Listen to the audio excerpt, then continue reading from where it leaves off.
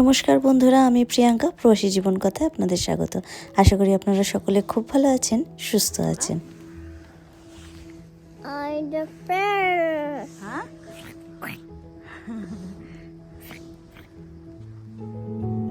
যেমনটি আপনাদেরকে আগের ব্লগে বলেছিলাম যে একটু অনিয়ম হয়ে গেছে, তো এটা হচ্ছে 11ই অক্টোবরের সকালবেলায় যাচ্ছিলাম মেয়েকে নিয়ে জিপিতে।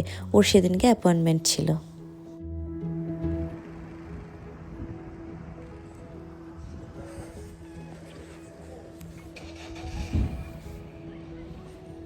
বেশি সময় তো লাগেনি, কারণ শুধু নজল ড্রপটাই ওর দেওয়ার ছিল, তো সেটা দেওয়ার পরে 5 মিনিটে আমরা বাড়ি চলে এসেছিলাম।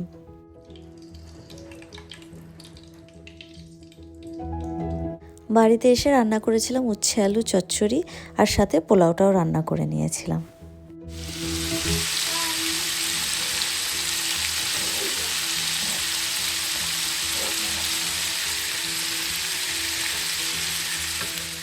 সেদিন আলু চচ্চড়ির সাথে আরও কিছু রান্না করেছিলাম, যেমন রুই মাছ, মাংস রান্না করেছিলাম। মাংসটা খুবই অল্প ছিল, সেটা শুধু মেয়ের জন্যই রান্না করেছিলাম। আর করেছিলাম ছোলার ডাল।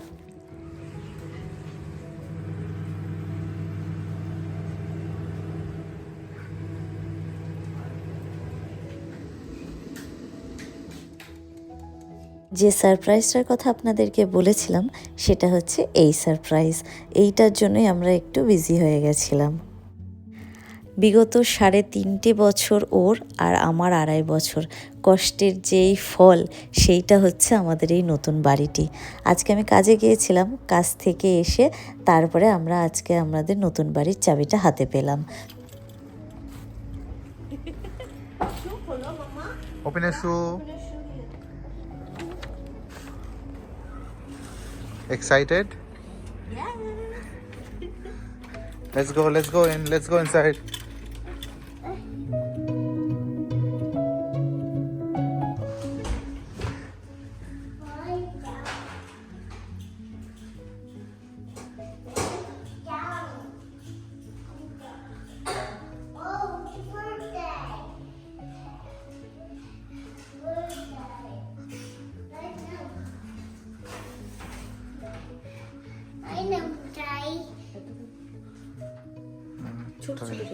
Champagne রেখেছে তো। Prosecco. Yes. Mr. and Mrs. Gomez, happy new home. এটা যে ওনার। Let's go. রাখুন। Go.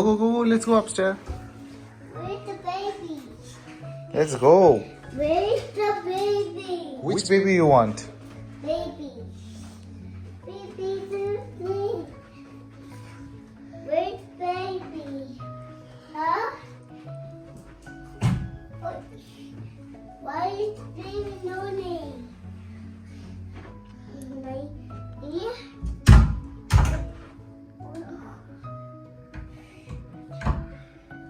Oh.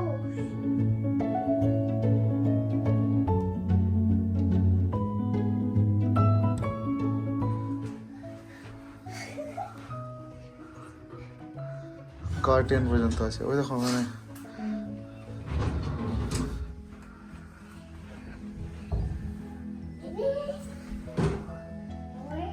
হ্যাঁ টয়লেট ট্রেস চলে আসবে।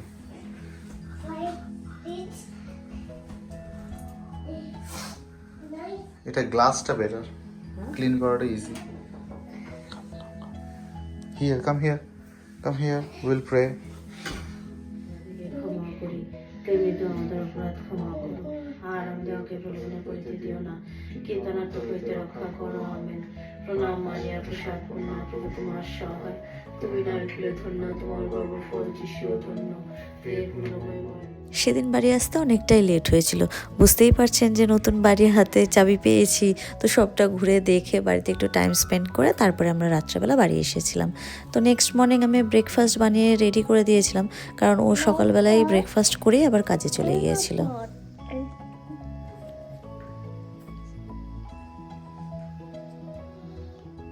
27শে সেপ্টেম্বর আমার জন্মদিন ছিল, তখনও আমাকে এই গোলাপ ফুলটা দিয়েছিল। যখন ফুলটা নিয়ে এসেছিল তখন সব কুড়ি অবস্থাতে ছিল, তো এখন দেখুন ফুলগুলো ফুটে গেছে, কত সুন্দর লাগছে দেখতে।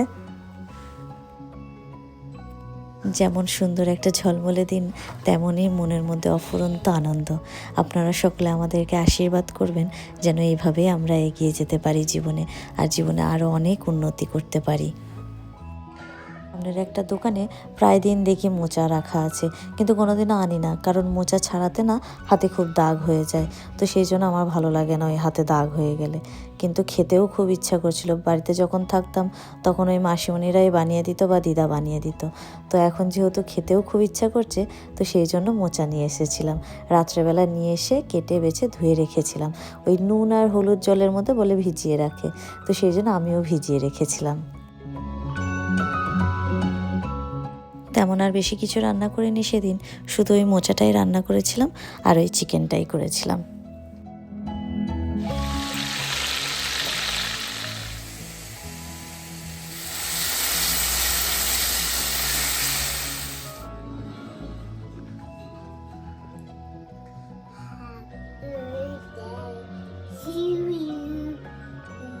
স্নান সেরে মামারিয়ার কাছে একটু ধন্যবাদ দিয়েছিলাম। চলুন তাহলে আজকে এখানেই শেষ করছি, দেখা হবে নেক্সট আরও একটি ব্লগে। ততক্ষণে সবাই ভালো থাকবেন, সুস্থ থাকবেন। আর যদি আপনাদের আমার এই ব্লগটি ভালো লেগে থাকে তাহলে অবশ্যই একটা লাইক করে দেবেন। আমাকে কিন্তু কমেন্টে অবশ্যই জানাবেন যে আপনাদের আমাদের এই বাড়িটি কেমন লাগলো।